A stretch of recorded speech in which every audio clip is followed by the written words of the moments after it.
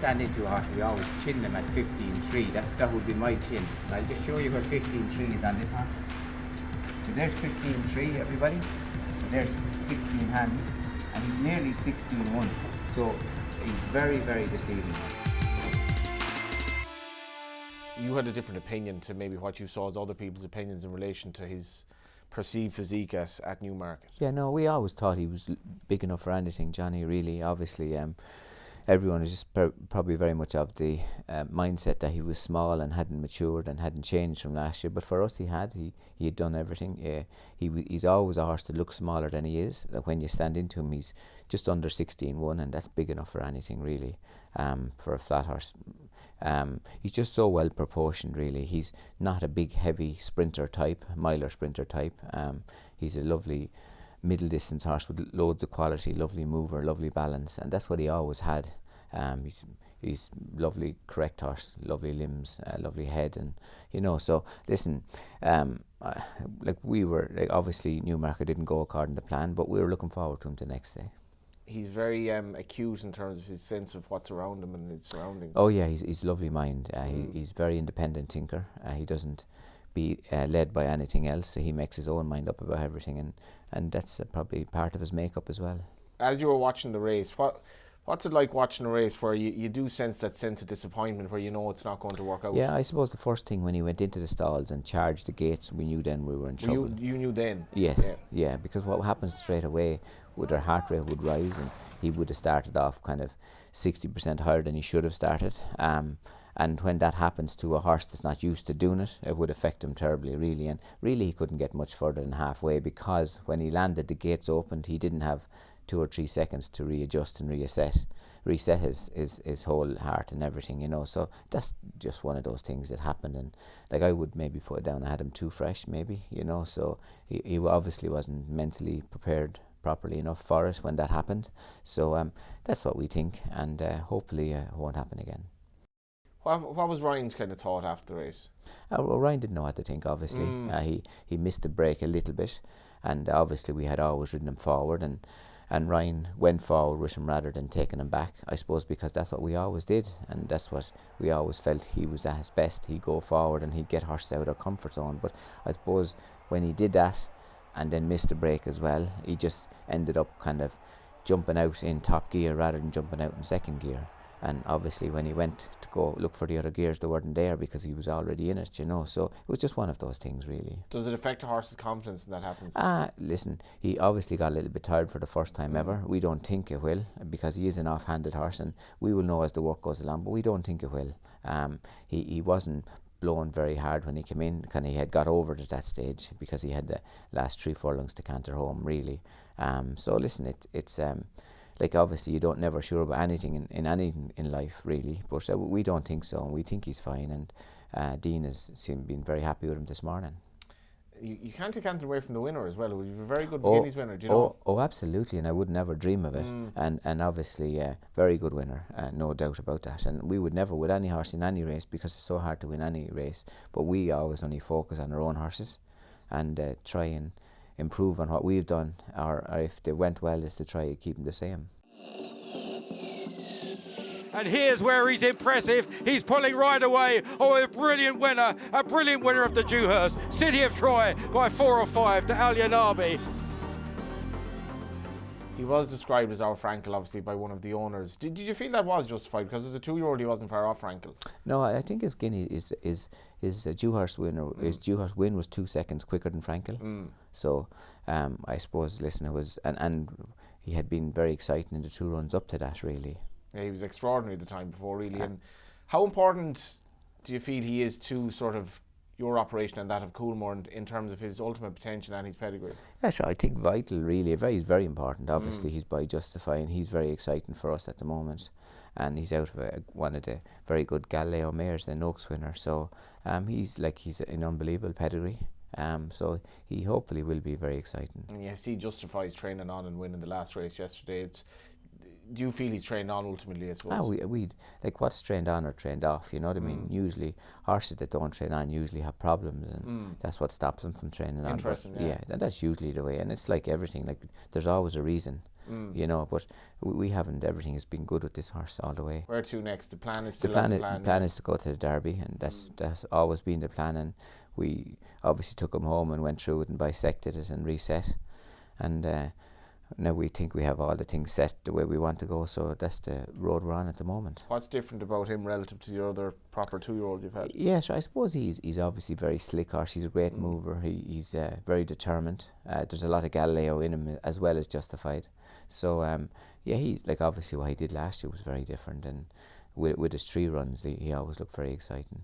You mentioned Galileo. It's his last bunch of 2-year-olds this year, isn't it? Yes, it would be. Yeah. So Absolutely. what's it been like transitioning from just being normalised that you always had a load of Galileos every year? Like, it was interesting just watching the horses this morning, how many of them you've, a lot of different sires now, obviously. Yeah, exactly, which is great. It's great for us, and it gives us great diversity, I suppose, and it's great to see all the different stallions. And like obviously Galileos, it will be mostly in dams and fillies from now on for us, and pedigrees. So, but it was unbelievable to have them for so long and to know so much about them.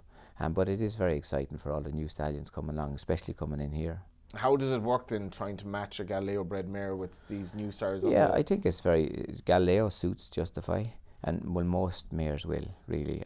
Why so? Well, obviously Galileo will be probably very strong Northern Dancer blood, and they're very determined horses, long striding, but they suit every stallion really.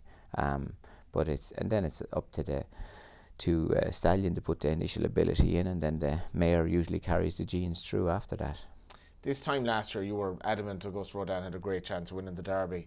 Do you feel a little bit it's similar 12 months on, or do you feel that almost City, you had to put a line through both runs, I suppose, did you? Both Guineas run? Yeah, I think so. Like, obviously it happened, and it was a very disappointing run in Newmarket, but the same thing, we gone back and we adjusted things and felt what we had to do to change it, and that's what we did do. So a little bit like this horse, like obviously the run was too bad to be true, and Augustus was the same last year. Like those kind of runs, like when runs are that bad, they're usually not true, so it's like people say, when things are so good to be not good enough to be true, or too good to be true, they usually are not. And it's the same with them bad runs. When they're that bad, they're usually not true runs, so especially when we knew what he was able to do, really. It's interesting. You've been profoundly,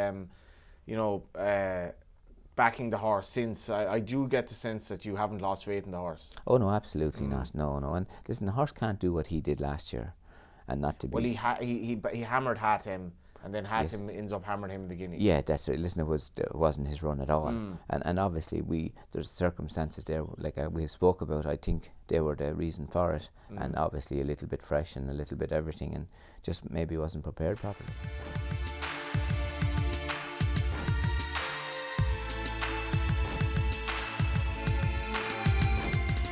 You see this morning the buzz around him. It must be special to be involved with horses like that. That the racing world wants to see them, and you get to see them every morning. Yeah, sure, it is obviously, and it's what we live for, what we love doing, working with them, and listen, it's a privilege and a pleasure for us, really, every day. And the work riders as well.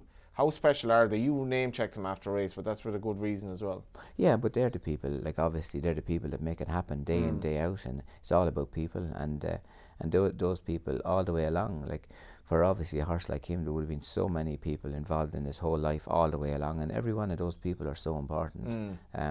Starting from before he was ever thought about the mare, was thought about being covered, and all the decisions and everything all the way along the line. And obviously John and Sue and Michael and Dorian and Gay and Derek are in him, and they bred him and done everything with him, and all the decisions that they made, and then to put everyone in charge in different positions of all his life, and his rearing and his breaking and his training and everything, so it's all about people, really. If you took away Justified, what of the Coolmore sires are you sort of really looking forward to the roster? Well, obviously we've Justified in America, and then Wooden Bassett here at the moment, but there's a lot of other very good stallions, and like we saw a horse in the Lingfield Derby trial, he's a Glen Eagle, so there's an awful lot of good stallions everywhere, I think, and it's very hard for them all to get a chance. And what happens in this world is, when a horse starts showing their head a little bit, everyone rushes to him, and other horses often suffer because of it, but there's an awful lot of horses out there. Fashion. Yeah, fashion, absolutely. Can I ask you about Ryan Moore as well? How has that relationship blossomed over the years? Yeah, good. Ryan's a great fella, a thorough professional, the ultimate professional, really. He's very honest, very hard on himself. He doesn't hold back in any way, and if he thinks he could have done something different, he will do it and try it. And if he thinks something different, he'll ask you or say it. So like an unbelievable person really to work with. And you have access to him a lot now as well. He's coming over to a lot of Irish. Yeah, he does. Yeah, he comes a lot. So which is great for us. And obviously there's a lot of horses, and he tries to get a sit on them before they run in big races, and that's always an advantage to him. Explain that actually for people who might. Well, obviously he'd like to know the quirks, and riding work is one thing, and riding a horse in the canter is one thing, but the ultimate feel is when they're in a race. So he probably learns a lot about them when he sits on them in a race, what they like, what the way they like to be ridden, that would suit them or they don't like. And it's very hard to try and wait for big races to learn that, because you don't get too many shots at those big races. The big race in France, Chester, you spoke about, he's riding a horse in the French Guineas, and it was interesting you said that he doesn't, when he accepts his race is sort of gone, he's not going to, he's not going to hammer the horse. And no. I don't know. The French Guineas looked a bit of a mess of a race yesterday in general. It was, yeah. We made the decision that we would take our time on him, and that's what Ryan did. But then he found he was in a kind of a pocket, and he had to kind of keep going back to try get out. And when he did, every time he did, a horse came down his outside. So he just never got into a position where he could have a go, really. And he probably accepted that very early. And the pace was slow up front, so he was.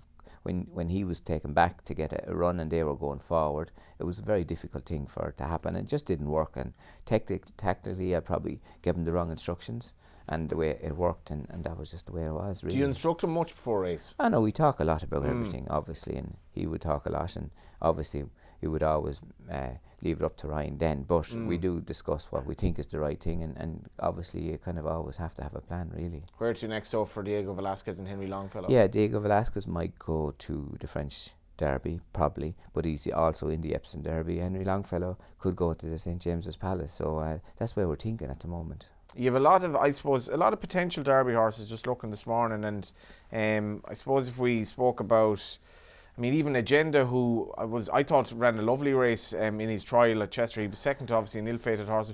He would need to be supplemented. The general Chester / Lingfield trials, how happy were you with them? Yeah, very happy, really. Like we won some of them, and the horse that didn't win obviously ran well. And you can have a horse that'll run well in a trial and win a Derby. So really, you're going to the trial to see is it worth having a go at the Derby. And usually, if you're placed, you definitely should have a go and see. What do you think about when you're trying to plan? Do I go to Leopardstown here? Do I go to Lingfield? Do I go to Chester? Or where do I go with these horses? Yeah, sure. It depends on the penalties in races, and then tracks and trips, and whether your horse is exposed, and what you want to do to find out a little bit more about them before the Derby they're running, whether they're going to get the trip, will they handle the track, and all that kind of little small kind of, I suppose, normal stuff, really. What about Capulet's forms, the D6? Yeah, he's good form. He'd stay further than a mile and a quarter. Ryan gave him a great ride. He's hardy. He came out of the race well, and we'll see how he is in the next week or two. And Illinois stepped forward a bit as well. He did, yeah. He wasn't mad about Lingfield, but he still ran a good race. Ryan rode him maybe more forward on better ground than he ran in the first day, but still ran a very good race. Los Angeles on the outside. On the rail is Euphoric. In between them is Bremen. There's Precious in between them. Quickening up on the outside is Taraj, and then Keeper's Hard. Inside the final 150 yards. Los Angeles just has it from Euphoric. Taraj on the outside. It's Los Angeles who's going on to win it from Euphoric. Taraj. Los Angeles is interesting now, because that last furlong was quite something, I thought. Yeah, we were very happy with him. He didn't get going till the furlong marker. He's a horse that got a mile and a quarter last year, so definitely he'd have probably a mile and a half this year. So mile and a quarter would have been as tight as he wanted to go. Pace wasn't too fast, but he did quicken up well. And like what you said, the last furlong he was going to the line very strong. How many might you run at Epsom, do you think? Yeah, I'm not sure. The lads always decide that themselves, to see what they have and what we have and what we think, and then they decide really how many they're going to run it. Plus, a lot's going to depend on City of Troy, really. Is he still something apart from the rest, if that makes sense? Yes, we think he is. We always thought he was. We thought he was very different, and I don't know whether we would have ever ran a horse in the Derby with as much of pace and ability that he has, really. But obviously next couple of weeks are going to tell us a lot. You'd be confident he'd stay? I always thought he would. He's a big, long striding horse. I always thought he would, but you never know. But his dam won the Oaks and his dad won the Belmont, so there's it should definitely be no problem staying usually on pedigree. How confident are you that?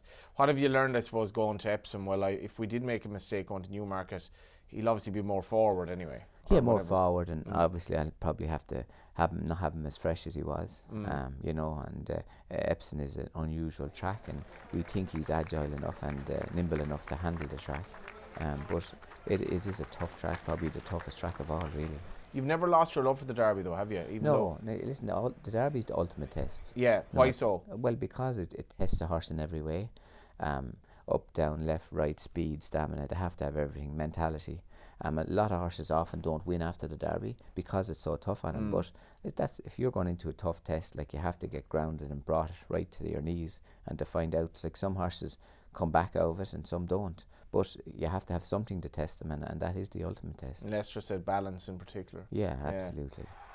What last year's win was, how satisfying was that for you to win the Derby? It was great. Like, we were delighted. Obviously, you're never sure what was going to happen, but we always thought we had a great chance, and he was in a good place. So yeah, it will be interesting this year.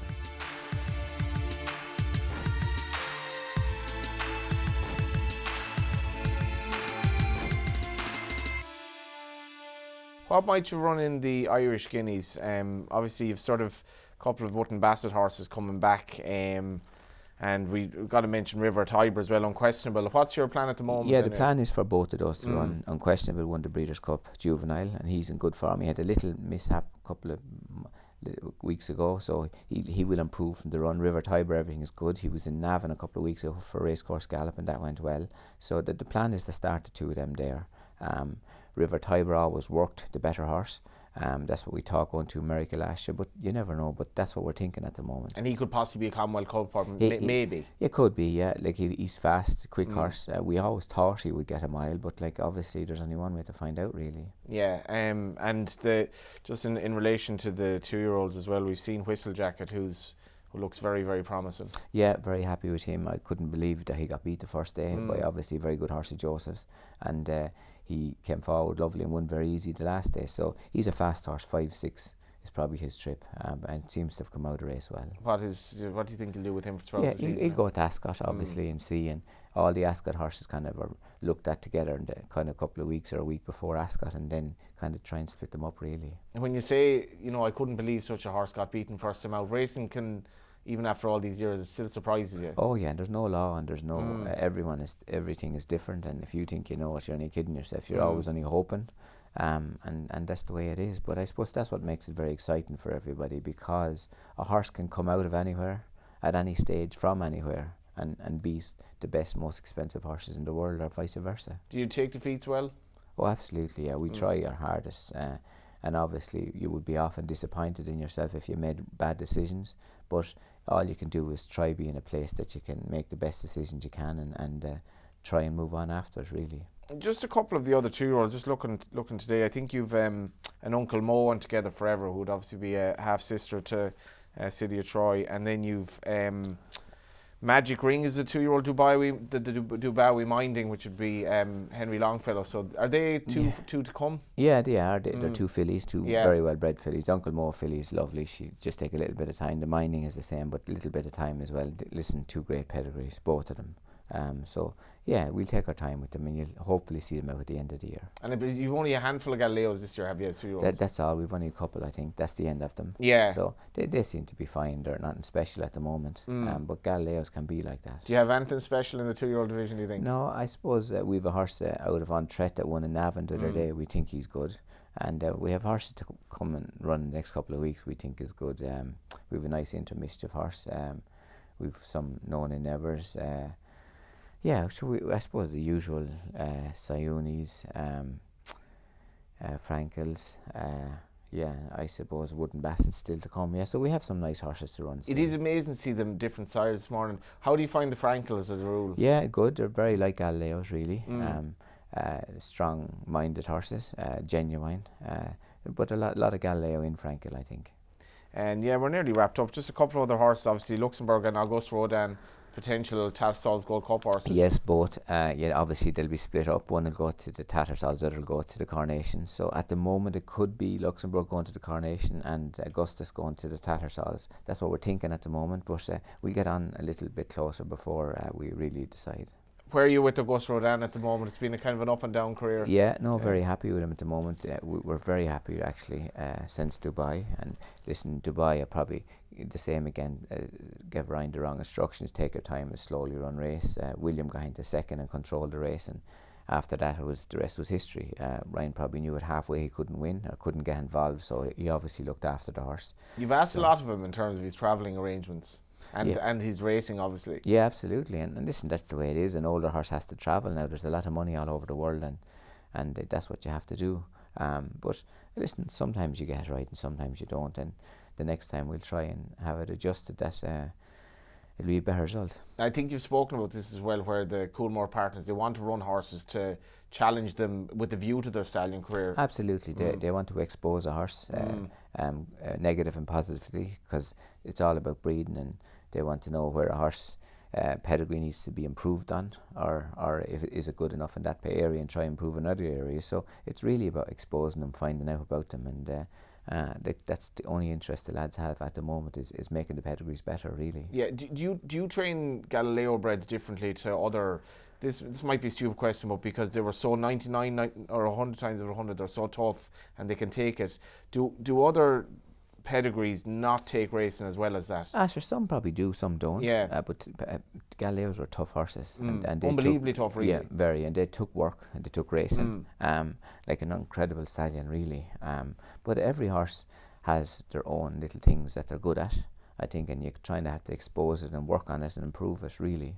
Are you training much different to when you were in Pilltown? I suppose we are. Obviously different gallops. Everything is different here, and we did have to adjust and change. But I think it's the same with everyone. Facilities, you adjust to the facilities that you have and what you think will work or won't work. What kick are you getting out of the two lads? Sure, I'm delighted, obviously. They're obviously a lot younger and smarter than us and than me, reality. And like, I'm lucky that they talk a lot to me every day, and anything that they're thinking or doing or improving on, they tell us as well, and we learn from them as well.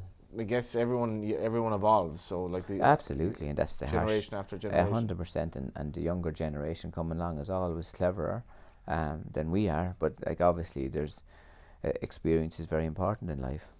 What about your stayers, just to finish up as well? Kyprios and obviously Point Longsdale as well. Kyprios is going to, I think the public might take to him as the years go on. Yeah, no, very happy with him. He's in a great place so far this year. He's going to Leopardstown for the Saddlebeg Friday. Very happy with him. Did his last piece of work today, and then hopefully the plan will be to go to the Gold Cup if everything is well after that. How versatile would he be trip-wise? I think very. Like he'll have no problem coming back to 1.5 miles. But he's a great horse, a great mind, very relaxed. So hopefully. What about Point Longsdale then? Yeah, he's in good form. He's obviously after the last day he could be played into a Gold Cup card if you wanted him, and like obviously he's an incredible horse really, from 7 furlongs to 1 mile to 1.25 miles to 1.5 miles, and then last day was 1.7 miles. Seemed to be his best run and got it really well. I do feel everyone here today, the story of this horse, City of Troy, the naming of him.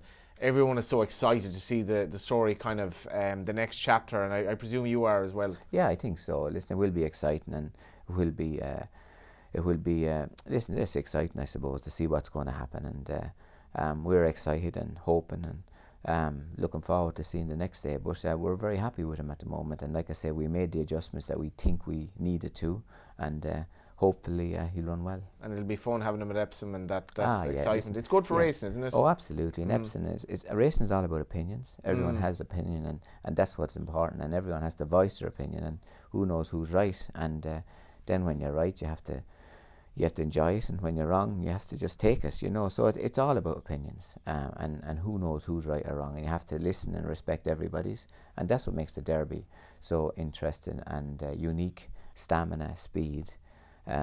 Like it'll be the ultimate test, really, and we'll all look on and see, and nobody's going to really know what's going to happen until he passes that winning post, really. Watch live racing now on racingtv.com.